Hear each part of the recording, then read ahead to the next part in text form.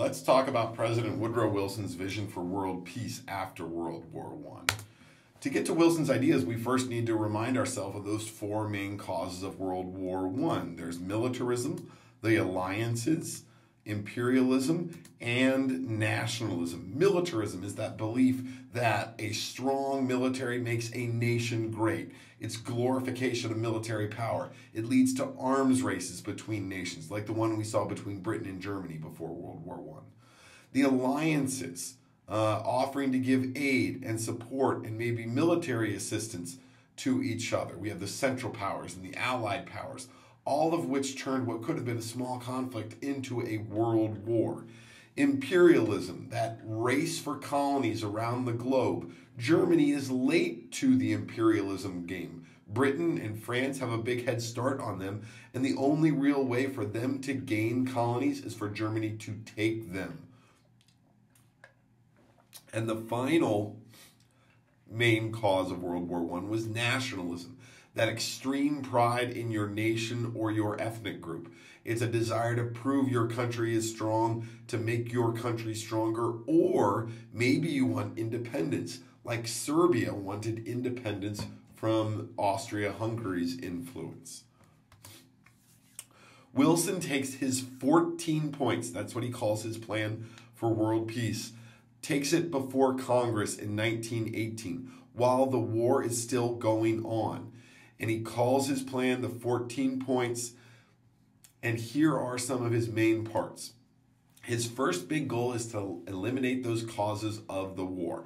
So he includes in his 14 points a reduction in armaments. In other words, reducing the size of armies and navies. This is the opposite of an arms race.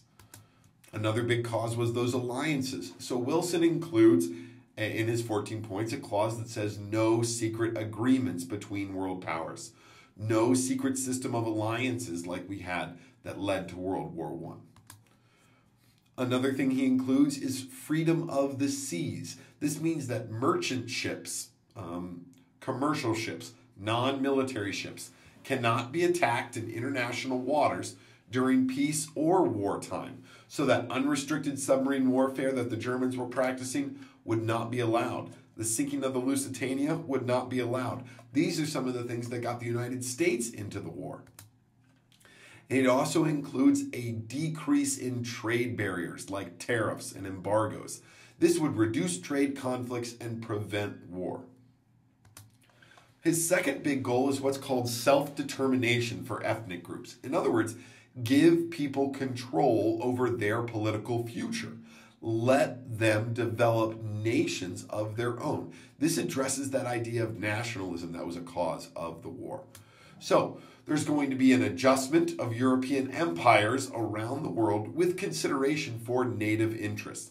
Thinking about the people that are living in South Africa when they decide what to do with South Africa, for example. But this is mainly addressing the different ethnic groups in the Austria-Hungary Empire and the Ottoman Empire. A lot of those people down in the Balkan region of Europe.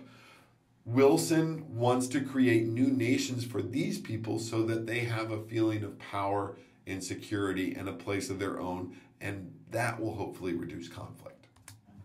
The third part of Wilson's 14 points is probably the most important. There are a bunch of others, but they all kind of fit into those last two categories. But the third thing that he includes is the creation of a League of Nations. This would be an international organization of countries working together to prevent disagreements from turning into war. Nations would agree to respect each other's independence and respect each other's territorial boundaries. Wilson thinks getting these 14 points ratified by the rest of the nations involved in World War I, that he breaks from tradition and he actually leads the delegation going to Europe for the peace conference. No other president had ever even traveled to Europe while in office. Wilson is going to Europe on official business.